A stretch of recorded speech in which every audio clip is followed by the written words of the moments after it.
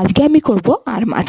তো দেখো বাজার থেকে মাছ আনার পরে আমি ভালো করে ধুয়ে নুন হলুদ মেখে রেখে দিয়েছি কিছুক্ষণ আগে, আর আলুটাকেও সিদ্ধ করে নিয়েছি।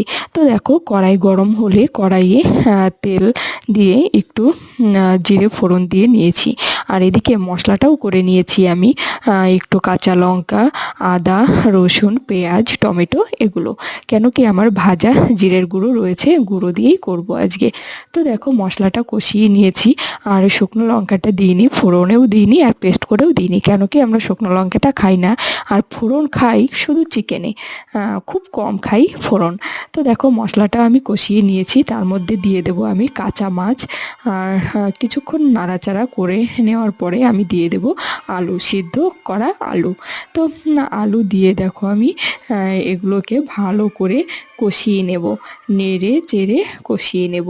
কষানোর মধ্যে দেখো দিয়ে দেবো একটু নুন, নুন দিয়ে ভালো করে কষিয়ে নেব। কষিয়ে নেওয়ার পরে আমি কিছুক্ষণ পরে দিয়ে দেব জিরে। এটা হচ্ছে সকালের রান্না, তো ভীষণ ব্যস্ত, সকালে টাইম খুবই কম থাকে, মেয়ে যাওয়ার থাকে, হাজবেন্ড যাওয়ার থাকে, তো অনেক তাড়াহুড়া করে রান্না করতে হয়। তো দেখো আমি আলুটাকে ভালো করে কষিয়ে নিয়ে তারপরে আমি জল দিয়ে ঢেকে দিয়েছি। ঢাকনা তুলে একটু দেখে নেব যে আলুটা ভালো গলেছে কিনা। তারপরে দেখো আবার দিয়ে দেবো ঢাকনা।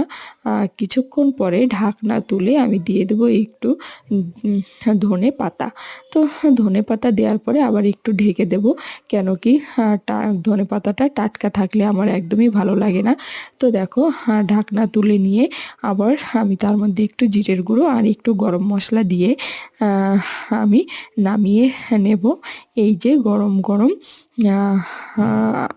মাছের তরকারি। তো তোমাদের কার কার ভালো লাগে আর মাছ তোমরা প্লিজ জানিও।